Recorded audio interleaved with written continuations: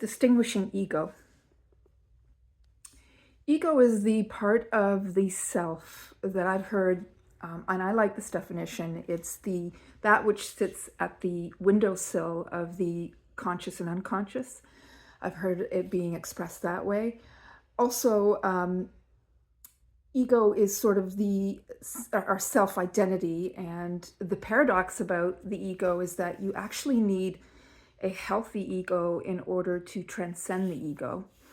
Many of us have been raised by wounded parents who didn't have a healthy sense of themselves, and so many of us didn't get the proper mirroring. You know, a child will develop a healthy sense of self if the mother is able to mirror that child, mother and father, but mother primarily in the first 2 years, mirror that child in a healthy way. So the paradox is that we need a healthy ego in order to transcend it. Often people with very low self-esteem did not get that mirroring. And what happens a lot of the time is that they have a sense of an inflated ego. So often when that happens, people have an idealized self-image of who they are. And so often put themselves in situations where it's reflected back to them that that deep-seated lack of self-esteem.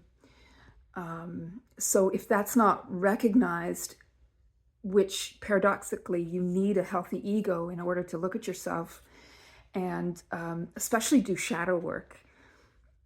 If you're going to have a healthy sense of self, then you have to have sort of a strong enough ego in order to look at all the darkness that everyone has, that we've inherited or that we've developed in order to survive whatever circumstances that we were thrown into, especially in traumatic situations.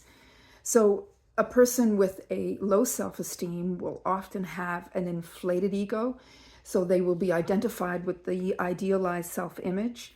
And a person without a sense of a healthy ego will also often be based in shame and won't allow you to take risks and to step out of your comfort zone, because the ego is trying to keep you safe and trying to keep you small so that you don't get into those situations where the ego is going to feel any sense of shame or lack.